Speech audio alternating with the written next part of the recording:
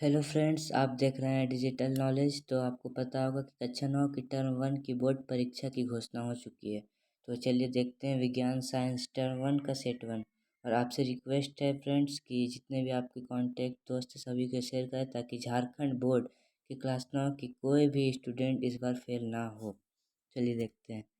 पहला क्वेश्चन, निम्न में कौन सदिश नहीं है? तो आपको पता होगा निम्न में दूरी सदिश नहीं है, दूरी। दूसरा क्वेश्चन, वेग परिवर्तन का दर को कहते हैं। अगर आपने बुक को अच्छे से पढ़ा होगा तो आपको पता होगा वेग परिवर्तन की दर को त्वरण कहते हैं।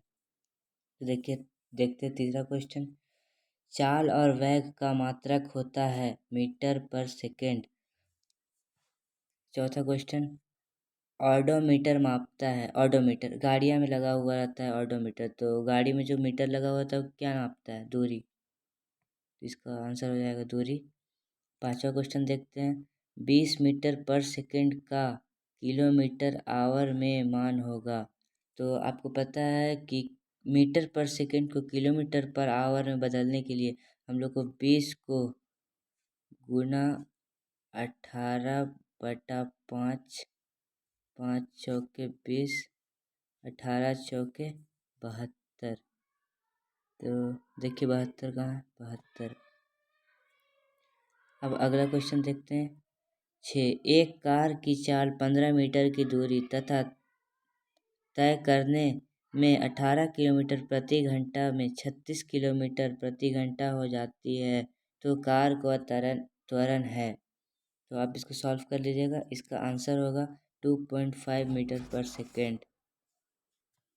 तो देखते हैं 7, बल का एसआई मात्रक है। तो आप लोगों को पता होगा बल का एसआई मात्रक न्यूटन होता है, न्यूटन।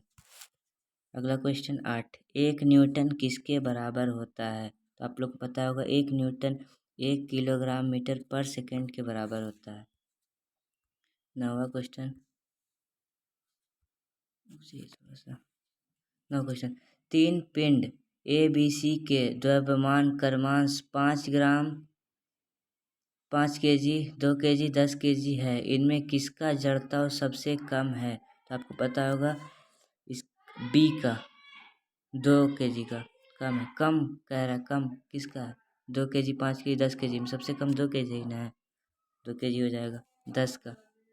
1 केजी द्रव्यमान पर 1 न्यूटन का बल लगाने पर उत्पन्न त्वरण का मान होगा तो 1 मीटर पर सेकेंड। 11 नंबर, न्यूटन की गति से पहले नियम से मिलता है, नियम से जड़त्व की परिभाषा मिलता है।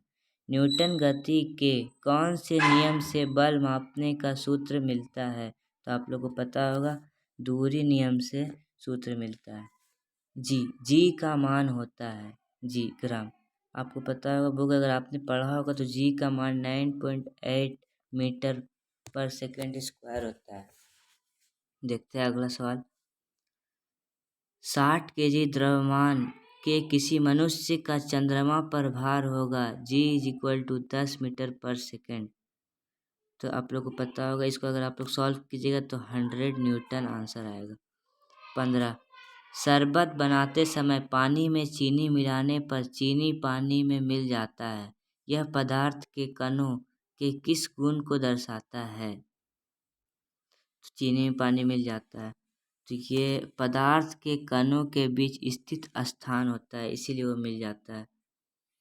अगला सवाल देखते हैं, निम्नांकित में से कौन पदार्थ का उदाहरण है? पदार्थ का उदाहरण कौन है? तो आपको पता होगा शीतल पेय पदार्थ का उदाहरण है। 2 विद्युत विभिन्न पदार्थों के कणों का स्वतः मिलना कहलाता है, विसरण कहलाता है। अगला सवाल देखते हैं 18 नंबर, किसी तत्व की द्रव्यमान प्रति इकाई आयतन को कहते हैं? प्रति इकाई आयतन घनत्व को कहते हैं, घनत्व ए हो जाएगा घनत्व। अगला सवाल देखते हैं, 2 ग्राम हाइड्रोजन 16 ग्राम ऑक्सीजन के साथ मिलकर 18 ग्राम जल का निर्माण करता है। यह किस नियम को प्रदर्शित करता है? तो ये द्रव्यमान संरक्षण का नियम है। 20 नंबर, जल में हाइड्रोजन एवं ऑक्सीजन की द्रव्यमान का अनुपात सदैव 1.8 होता है। यह किस नियम को दर्शाता है? तो आप लोग को पता होगा यह निश्चित अनुपात के नियम को दर्शाता है। अगला सवाल, परमाणु त्रिज्या को किस मात्रक में मापते हैं? तो नैनोमीटर में मापते हैं। अगला सवाल, परमाणु द्रव्यमान को किस इकाई में मापते हैं? तो भाई ये तो खुद चिल्ला चिल्ला के बोल रहा है कि यू में मापते हैं। बहुत आसान सवाल दिया हुआ है सेट 1 में। किसी पदार्थ का सुरक्षितम कण जो स्वतंत्र रूप में रह सकता है क्या कहलाता है? तो आप लोग को पता होगा वो अणु कहलाता है। अणु। अगला सवाल, जल की परमाणुकता कितनी होती है? तो जल की 3 परमाणुकता होती है। अगला सवाल, निम्नलिखित में से किस यौगिक की परमाणुकता 5 है? 5 तब होता है जब वो कैल्शियम कार्बोनेट से मिल जाता है। अगला सवाल देखते हैं, कैल्शियम हाइड्रोक्साइड का सूत्र लिखिए। तो कैल्शियम हाइड्रोक्साइड, इसको तो याद करना पड़ेगा, CaOH2। अगला सवाल देखते हैं 27 नंबर, नाइट्रिक अम्ल का आणविक द्रव्यमान ज्ञात कीजिए। तो जब आप लोग इसको सॉल्व कीजिएगा तो इसका आंसर आएगा 63। अगला सवाल देखते हैं 28 नंबर, तो कोशिका की खोज किसने की? तो कोशिका की खोज रॉबर्ट हुक ने की थी। हमारे रॉबर्ट हुक जो साइंटिस्ट थे उन्होंने कोशिका की खोज की थी। अगला सवाल देखते हैं, निम्नलिखित में कौन जीव एक कोशिकीय है? कोशिकीय पैरामीशियम है।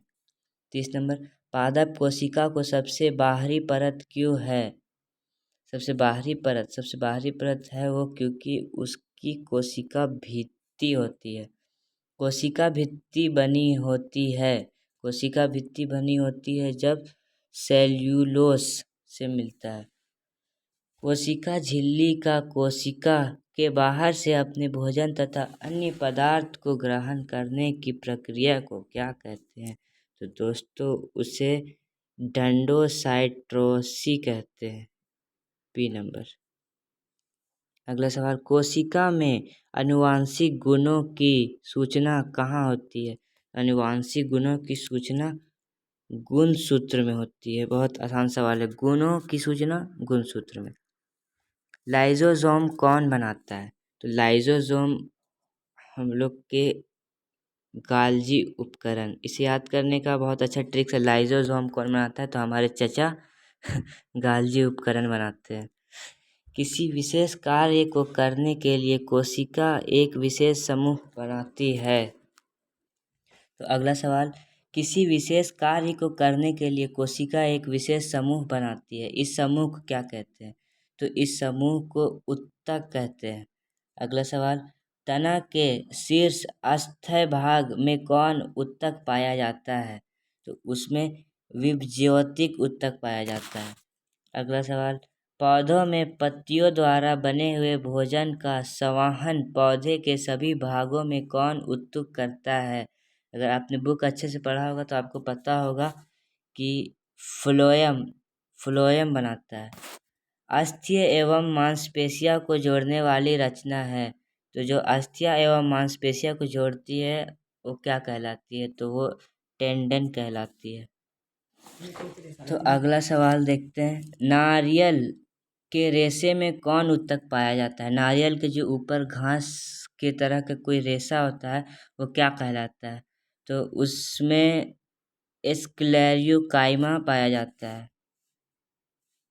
स्क्लेरोकाइमा, ऑप्शन नंबर सी। तो आखिरी सवाल देखते हैं, अस्थित एक उत्तक है। अस्थित कौन सा उत्तक है? तो संयोजी उत्तक है।